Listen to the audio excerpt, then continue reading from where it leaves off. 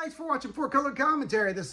I'm Mark Allen, and I'm here with part 12, issue 12 of the Mark Millar, Terry Dodson, Marvel Knights Spider-Man collaboration from the early 2000s. This is the final part of the third arc. The three arcs the 4-issue arcs that there were in the 12-issue run, all tied together, of course, but different stages of the story throughout. And so this is the ultimate battle at that time between Spider-Man and the Green Goblin. Great, just a fun book. This one of those books that you have the great battle, but at the same time you have the great characterization. It's not just a punch fest. It's, of course, great Terry Dodson and Rachel Dodson artwork there. But it is a similar scene, of course, as we saw in the last issue. Norman has Mary Jane at the top of a bridge. Different bridge, but he has Mary Jane instead of Gwen this time.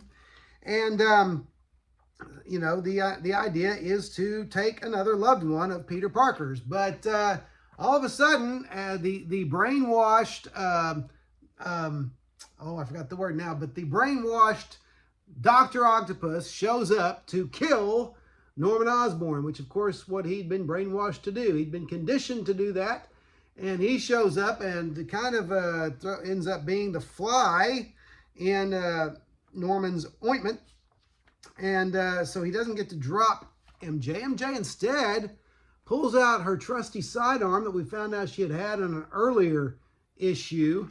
And here's the thing. Having been saved from being thrown off the bridge by Norman, she takes a couple of shots at the Green Goblin and hits him, but then the recoil knocks her off of the bridge.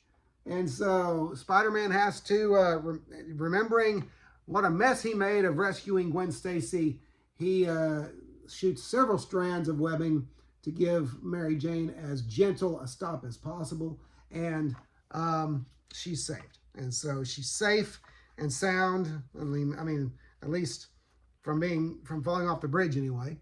Then Dr. Octopus stops Norman from impaling Peter on his Goblin glider. It's funny because as he was about to do it, he says, "You'll have no idea how much this hurts." And you know what's interesting about this? You know, I talked about the characterization during this fight. Really, some great characterization represented in some great dialogue. In that Norman is talking to Peter as Spider-Man, and he was he said. You know, at one point, Spider-Man, at the very beginning, Spider-Man says, "Osborn, please, you're 55 years old. This is insane. You're a 55-year-old man." To which the Goblin says the high school teacher who dresses up like a spider every night. You know, and he goes on about how he always thought Peter would turn out, would amount to more. And he said, you invented you invented web fluid when you were a teenager, for heaven's sake. And now you're breaking up adolescent brawls. So it's just kind of a really cool dialogue. But ultimately, Octopus distracts Norman, and while they're struggling, they're actually struck by lightning. It is a stormy night. And so sure, Dr. Octopus has those 4 metal arms, and got the Goblin glider there is all metal. And so, yeah, they get struck by lightning, and both of them taken out of the fight. Then, not to bemoan the fact too much, but Mary Jane gives Peter a final clue about where Aunt May is, and after 11 or 12 issues, 10 or 11 issues anyway, Aunt May is found. He finds her. She had an oxygen tank that was almost, depleted of oxygen, and so she's safe and sound, and happy ending, right? So yeah, great story all the way through. Felicia's good. She's recovering in the hospital. She's fine. So they wrap it up really nicely. Now here's kind of a funny funny ending, and I don't know how far this went or when this became not a thing.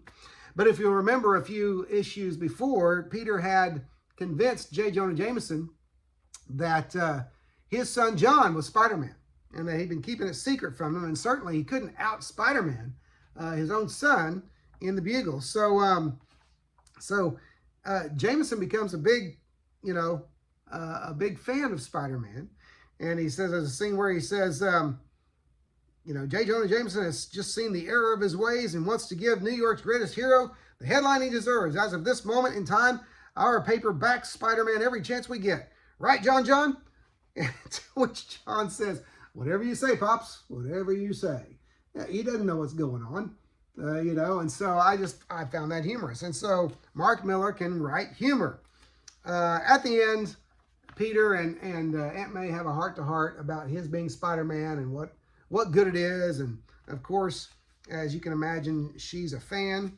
But the strangest thing, and I don't want to explain everything, but I'll leave the fine points for you to read it. But after everything that's happened, we get a peek into exactly how crazy Norman Osborn is, because Peter gets a letter afterwards. It's actually just shown in the post office, but we can assume that he gets it. A letter from Norman. It starts out basically, Peter, if you're getting this, I can only assume that you've once again won our latest battle. And I just want to tell you, Peter, how much I admire you. You shouldn't take this Green Goblin thing personally. I've always admired you. And it comes across as very heartfelt, and therefore that much more strange. But anyway, that's MK Spider-Man.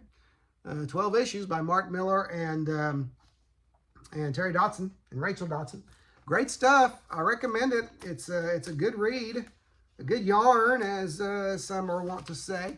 Now, here's what I'm going to do. I have 3 more issues of Marvel Knights Spider-Man under a different creative team. I'm going to go ahead and review those, even though I'm not going to review a whole story. But I'm going to go ahead and review them because they bumfuzzled me so. And there's such a, it just makes this stuff look all the better. That's what I'll say. That's all I'll say there. So anyway, I think it's Hudnall, the writer, I can't remember his first name, and Billy Tan is the artist that take over and with issue 13. But anyway, that's it. Hey, listen, if you haven't yet, don't forget to like, comment, and subscribe to Four Colored Commentary, especially comment. And like to hear your feedback, like to hear what you think about the some of these stories, what you think about the channel. And but otherwise, as always, I just appreciate you watching Four Colored Commentary, and I'll see you next video.